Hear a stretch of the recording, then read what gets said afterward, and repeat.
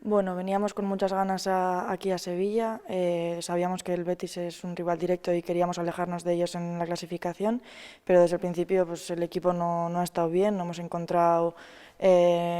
ni mucho menos nuestras mejores sensaciones. Sí que es verdad que el equipo está trabajando muy bien en los entrenamientos, pero luego eso no se ve reflejado en el campo y bueno, pues irte con 1-0 perdiendo en el 92 pues es duro, el equipo está jodido y bueno, sabemos que sabemos hacer las cosas bien y bueno, pues hay que darle la vuelta a esto, no nos queda otra que seguir trabajando, pero sí que es verdad que todas y todos tenemos que darle una vuelta a lo que nos está pasando, pues porque al final se está complicando la cosa y creo que hay que sacar los puntos sea como sea y bueno, mirar hacia arriba.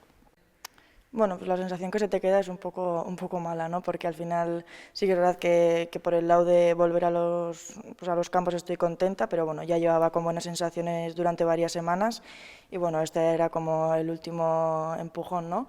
Y bueno, en ese sentido contenta, la rodilla me está respondiendo bien y físicamente me encuentro bien, pero lo que te digo, que lo más importante es la situación del equipo, que ahora no es, bueno, que es bastante mala y bueno, lo que te he dicho, que creo que este equipo ha demostrado que es capaz de grandes cosas y que sabe jugar bien y bueno, estoy convencida de que si trabajamos como estamos trabajando y que si le ponemos las ganas que hay que ponerle, pues que vamos a sacarlo adelante. Bueno, Sevillara gogo askorekin etorri gara, genekien Betis beheko postuetan zegoela, eta bueno, gogoak genituen, eta bueno, genekien oso garrantzitsua zela garaipena lortzea Betis alik eta berago usteko, baina bueno, hasieratik ez ditugu sentsazio onak izan partiduan, uste dut bigarren zatian sentsazio hobeak izan ditugula, baina